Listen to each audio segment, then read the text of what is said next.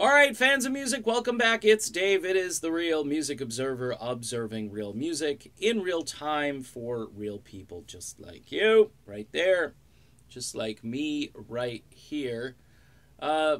Lindsey Buckingham, where is he as far as band ownership when it comes to Fleetwood Mac? I learned a lot doing some investigative kind of work as far as Journey goes, like who the key players are in Journey, and Neil Sean has a stake, and keyboard player has a stake. Steve Perry still has kind of a little stake in it, and it's interesting because with Fleetwood Mac, you would think that Lindsey Buckingham is more than just a hired gun within the group.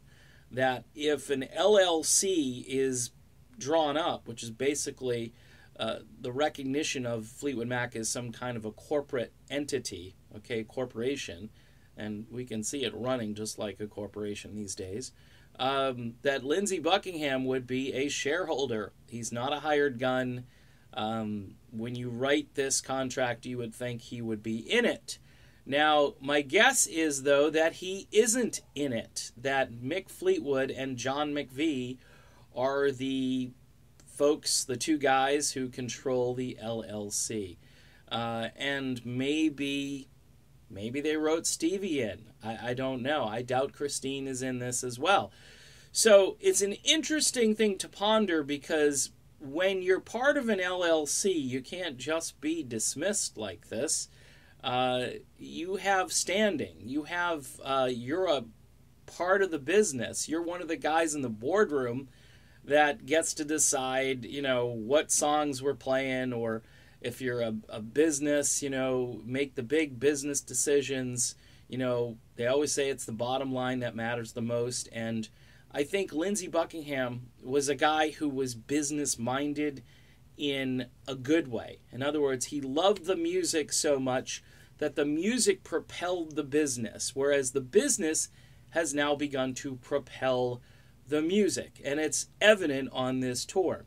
Rather than getting out there and playing the best shows they can possibly play with the best players they can possibly have in the group, at this point what they've decided to do is spend a little more money on advertising and what appears to be very favorable press coverage.